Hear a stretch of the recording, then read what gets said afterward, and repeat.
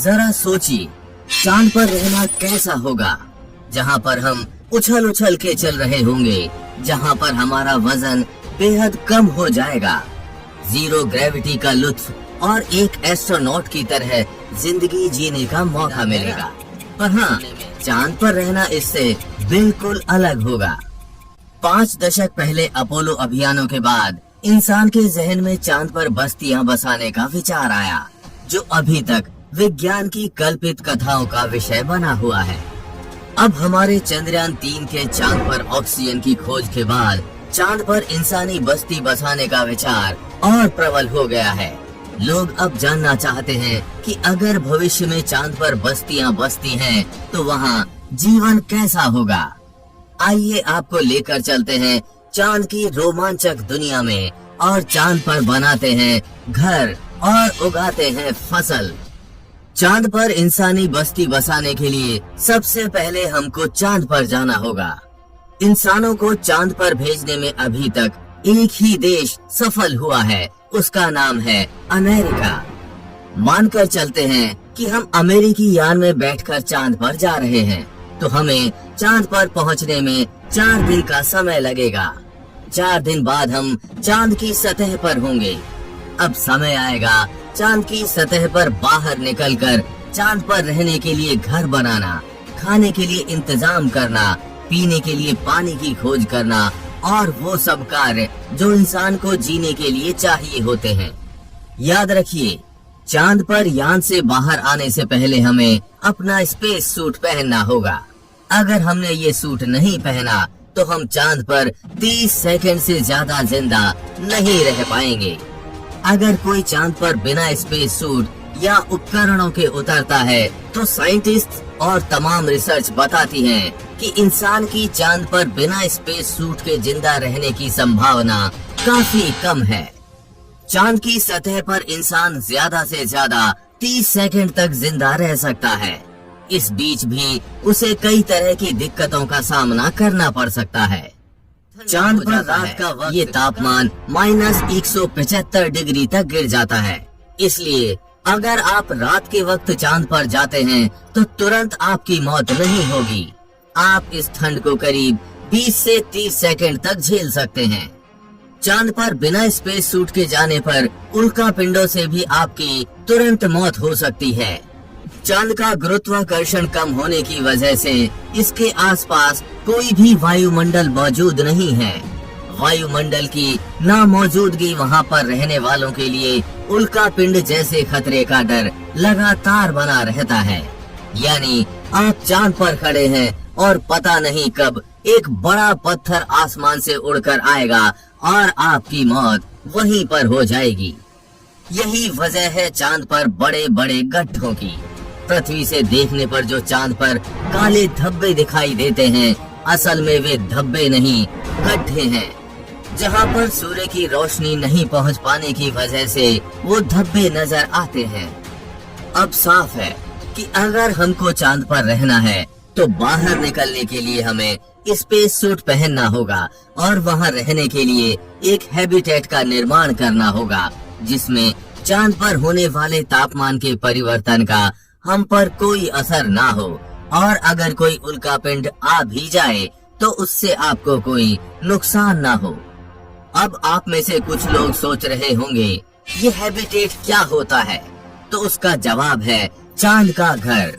यानी इंसान चांद पर जो घर बनाएंगे वो हैबिटेट कहलाएंगे। और आसानी से समझने के लिए आपके स्क्रीन पर चल रही इस फोटो को देखिए। चांद पर बनने वाले घर यानी हैबिटेट कुछ ऐसे होंगे जिसमें इंसान के रहने के लिए वो हर सुविधा उपलब्ध होगी जो पृथ्वी पर मौजूद घर में होती है। बस इस घर को ऊपर से आवरण इस प्रकार मजबूत दिया जाएगा जिससे उल्कापिंड और बाहरी तापमान का अंदर कोई असर ना हो। चलो, अब रहने का जुगाड़ तो हो गया। अब चांद पर दूसरी जरूरत होगी खाना। जैसे बोला जाता है, इंसान की 3 जरूरतें होती हैं, रोटी, कपड़ा और मकान। कपड़ा हमें स्पेस सूट के रूप में पहनने को मिल गया है।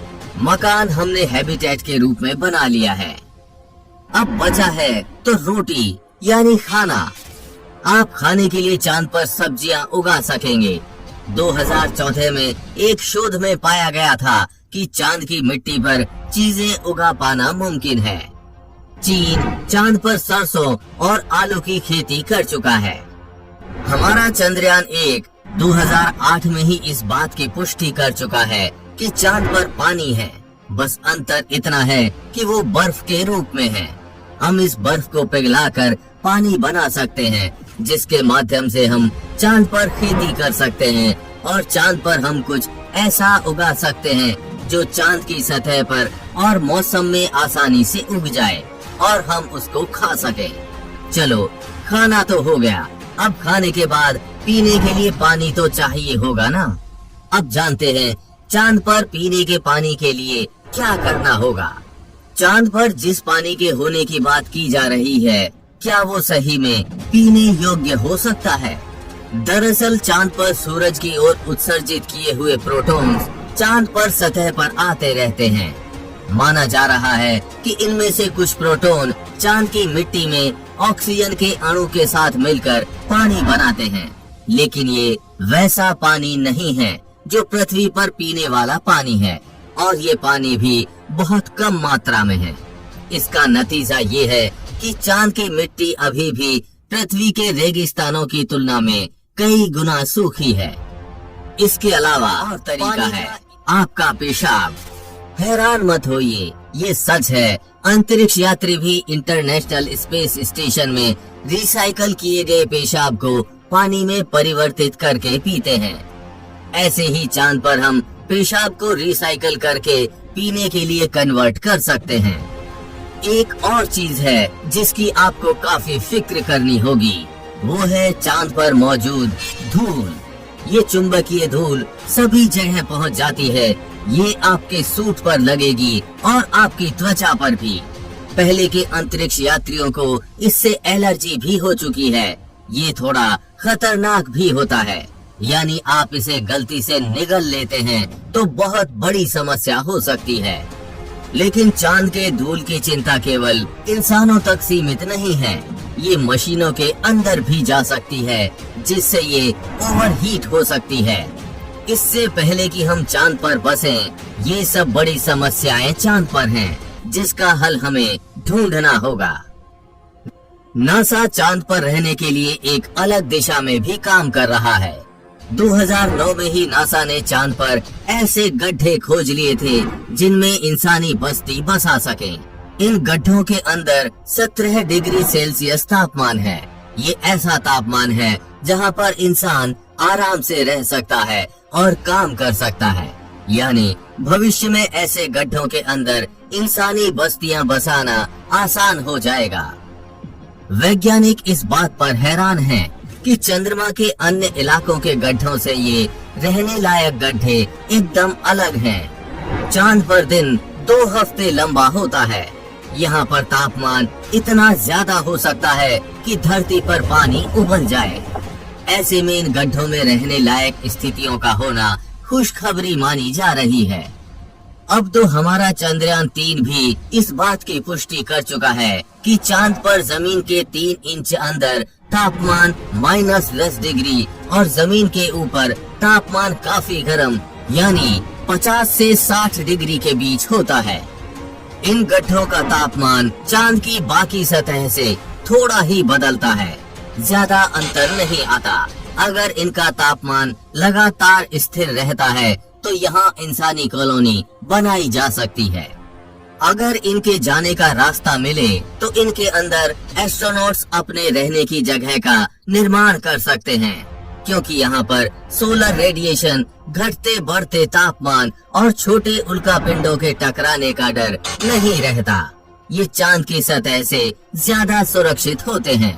चांद पर हो सकता है इंसानों को इन पिट्स जैसे गुफाओं में रहना पड़े। इसमें कोई बुराई भी नहीं है, क्योंकि इंसानों के पूर्वज गुफाओं में ही रहते थे। अगर सब कुछ सही रहता है तो अगले कुछ वर्षों में इंसान चांद की सतह पर लौटेंगे, वहाँ अपनी कॉलोनीज बनाएंगे। ये लूनर पिट्स उनकी सुरक्षित कॉलोनी बनाने का सपना पूरा करने में मदद कर सकते हैं। अगर भविष्य में कभी चांद पर इंसानी बस्ती बनती है तो क्या आप चांद पर जाकर रहना चाहेंगे या नहीं? नीचे कमेंट बॉक्स में अपनी राय बताना ना भूलें। इस वीडियो को अपने दोस्तों और रिश्तेदारों में शेयर कीजिए। आगे भी ऐसी इंफॉर्मेटिव वीडियोस लगातार आती रहेंगी, इसलिए अभी चैनल को सब्सक्राइब करके बेल नोटिफिकेशन ऑन जरूर कर लें। वीडियो को लाइक शेयर करना ना भूलें। जल्द मिलेंगे ऐसी ही इंफॉर्मेटिव वीडियोस के साथ और आपको कुछ अच्छा सिखाएंगे। तब तक के लिए जय हिंद, जय भारत।